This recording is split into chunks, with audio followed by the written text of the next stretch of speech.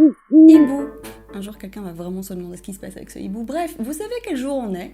On est le jour des critiques. J'espère que le crétino vous a pas trop manqué hier et lundi, mais bon, c'est pour la bonne cause. Alors, comme je l'avais annoncé la semaine dernière, à partir de maintenant, tous les mercredis, je vais critiquer les photos que vous m'envoyez. Mais je prends 30 secondes avant de commencer pour vous remercier, parce que ce week-end, la chaîne a passé le palier des 5000 abonnés. Donc évidemment, je vous remercie, vous les nouveaux qui êtes arrivés, qui avez participé à ce nombre, vous les fidèles, qui avez aussi participé à ce nombre, et même vous qui me regardez là maintenant vous dire merci, vous êtes même peut-être pas abonnés.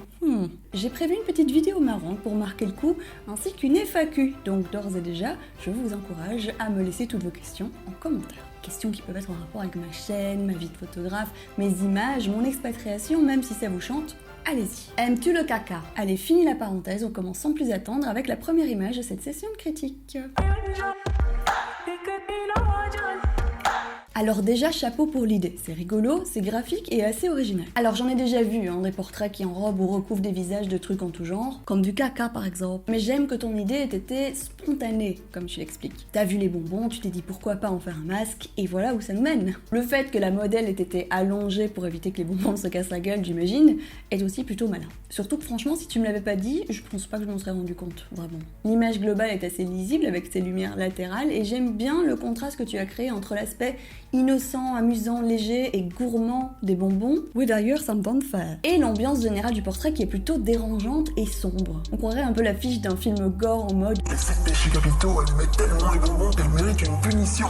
Mais arrête avec tes histoires, j'ai plus faim moi du coup. Ton setup de lumière un peu creepy, ton traitement et son look momifié fonctionnent très bien pour créer le malaise. Je sais qu'en général c'est pas forcément ton but avec tes photos, mais d'une façon ou d'une autre, c'est souvent vers cette connotation horreur que tu te diriges. Donc faudrait peut-être que tu commences à te poser des questions. Personnellement, je te conseille d'embrasser ce style parce que ça pourrait te donner du sens et de la cohésion à ta démarche. Vraiment, à chaque fois quand je regarde tes images, c'est ces images-là qui pop un peu.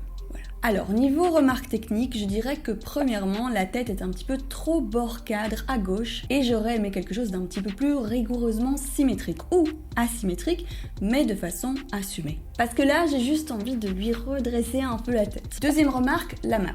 La mise au point. Je sais pas avec quelle lumière tu bossais, mais si ce sont des flashs, pousse un peu leur puissance et ferme un peu ton diaphragme. Parce que je pense que pour un portrait close-up comme ça, la mise au point, elle est essentielle. L'iris des yeux et les cils doivent absolument être nets des deux côtés pour un portrait de face. Tu m'as aussi expliqué dans le formulaire que tu avais eu un peu de mal avec la colorimétrie. Personnellement, au niveau des bonbons, pas de souci pour moi, mais pour avoir le full control sans utiliser de masque, le tableau TSL est ton meilleur ami. Tu peux même utiliser le cliquer-glisser dans Lightroom et Camera Raw comme je l'explique dans cette vidéo, si tu connaissais pas. Amuse-toi aussi avec les panneaux de courbe de tonalité, le color grading et l'étalonnage. Personnellement, je les utilise beaucoup. Ça aide en fait à uniformiser les images, les ambiances. Par contre, j'ai remarqué que le visage était un peu rosé alors que les épaules sont plutôt verdâtres. Donc j'harmoniserais personnellement les deux plutôt vers le vert du coup pour rester dans l'ambiance un peu creepy. Pour ça, tu peux utiliser le pinceau de retouche dans Lightroom pour faire une retouche localisée ou jouer avec les calques d'effets et les masques dans Photoshop, ce que je trouve plus confortable. Du coup, pour résumer, 1. Fais une mise au point au millimètre avec le collimateur bien sur l'œil et ferme le diaph si nécessaire. 2. Précise la symétrie ou assume la symétrie. Ça a du sens ce que je dis? Oui, le français. 3. Uniformise la couleur de la peau. Et en bonus, je dirais que si tu utilisais des pinces pour maintenir les bonbons, tu aurais aussi plus de liberté au niveau des lumières. Avec une backlight par exemple, ou des cadrages moins serrés, ou plus de contrôle sur l'angle de vue. Ici, comme tu l'as dit, le cou a un peu disparu. Franchement, c'est pas très grave. Mais si elle avait été debout, t'aurais même pu prendre la photo en contre-plongée. Avec un cou bien dessiné, elle se serait retrouvée en position de force, un peu comme un monstre, et ça aurait vachement changé le message en fait. Attention, je dis pas qu'il faut le faire, mais ça pourrait être intéressant d'essayer, pourquoi pas. En tout cas, continue à expérimenter, les allez on tente en fin de shooting sont souvent les meilleurs moments. Et puis évidemment, bravo pour ton image, et j'espère t'avoir aidé un peu. Et du coup, je voulais vous demander, les bonbons, vous avez tout mangé ou je peux les avoir?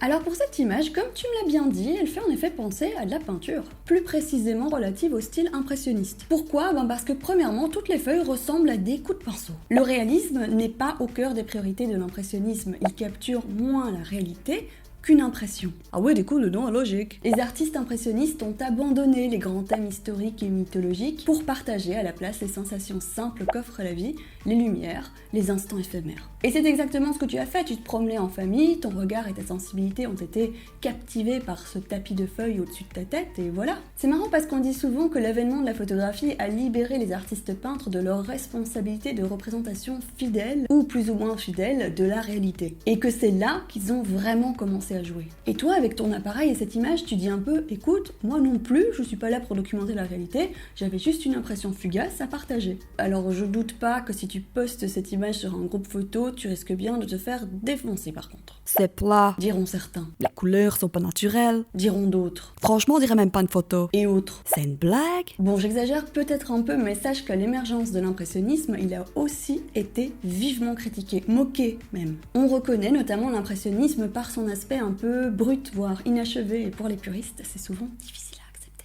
Du coup, ces peintres, hors des codes et incompris, se sont carrément fait railler en fait. Et vous savez quel était l'un des précurseurs du mouvement impressionniste, en dehors de Monet, Renoir ou Pissarro? Eugène Boudin.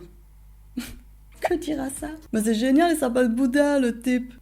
Bon, parlons un peu maintenant technique quand même. Moi, ce que je modifierais en premier lieu, c'est la balance des blancs et peut-être un peu la saturation. En gros, j'ajouterais un peu de subtilité au traitement pour le rapprocher un peu plus d'un rendu type aquarelle. Pour te donner une idée, j'ai refroidi les couleurs générales, déplacé légèrement la teinte vers le fuchsia pour déverdir l'image de façon globale. J'ai baissé la saturation, j'ai monté les tons sombres pour fondre un peu les branches dans la masse, histoire de jouer au max la carte de la peinture presque en 2 dimensions. Et un dernier truc que j'ai fait, mais du coup j'ai utilisé Photoshop, j'ai légèrement pivoté l'image mais avec le contenu pris en compte, ce qui reconstitue les bords manquants. Parce qu'en fait, je trouvais que les diagonales étaient plus agréables comme ça.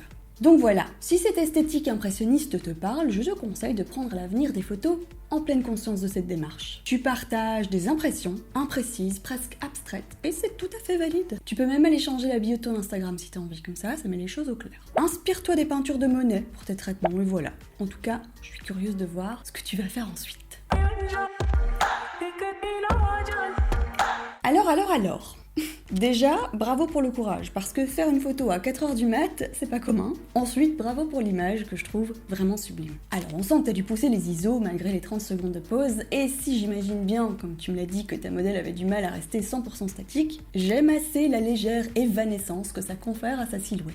Ça s'accorde bien avec le mouvement des nuages en fait. Les couleurs sont aussi très très belles, l'harmonie est super réussie je trouve, et je pense que tu as raison d'être content de ton image. J'avoue, c'est beau, hein. Je vais pas chipoter sur la composition sur place, que j'aurais fait perso un poil plus bas pour que sa silhouette dépasse un peu plus dans le ciel, parce qu'au GorillaPod, c'est pas comme si t'avais eu une grande marge de manœuvre. Mais niveau post-traitement, je vais proposer malgré tout quelques ajustements mineurs. 1. Virer la zone très éclairée à droite. Je sais pas d'où cette lumière venait, mais ça distrait mon regard, donc perso, c'est le genre de truc que je vire, pas de pitié. En général plutôt avec Photoshop, parce que c'est un peu plus précis, mais je te montre rapidement le principe dans Lightroom grâce à l'outil de retouche. 2. Je réduirai un tout petit peu le bruit, en contrebalançant avec de la netteté masquée. Là encore choix personnel, mais j'ai surtout envie d'adoucir un peu les noirs sur la droite. Je pourrais aller un peu plus loin avec un fil gradué, mais bon, tu vois l'idée. 3. Un cadrage en 16/10 avec un horizon un poil plus proche de la ligne des tiers. Je l'ai calé en haut pour pas perdre de ciel, mais en diminuant l'importance de la zone sombre en bas. J'ai aussi testé un cadrage 16/9 avec la ligne d'horizon pile sur celle des tiers, mais je trouve qu'on perd alors trop la grandiosité de la scène et surtout la courbe du rivage en bas me semble importante pour la lecture, même si elle est subtile. Elle est vraiment très agréable. En conclusion, félicitations à vous deux pour cette image, à la modèle pour sa patience et à toi pour ton œil. C'est vraiment très réussi. Donc, si vous aussi vous voulez que je critique l'une de vos images, je glisse le lien du Google Form dans la description. Sachez que je ne critique pas dans l'ordre, j'essaye de faire des sélections harmonieuses et il est possible qu'à l'avenir je fonctionne avec des thématiques. Je vous glisse d'ailleurs la première que j'ai en tête à la toute fin de la vidéo, c'est pour le watch time. Malaise à dire. N'hésitez pas à donner votre avis sur ces 3 images en commentaire, la première session de critique ce sera mercredi prochain, et moi je vous dis salut les boudins et à lundi matin pour un nouveau Creatido. Bon bah je sais pas quoi vous dire, mon pull Superman était dans la machine à laver, voilà, c'est comme ça.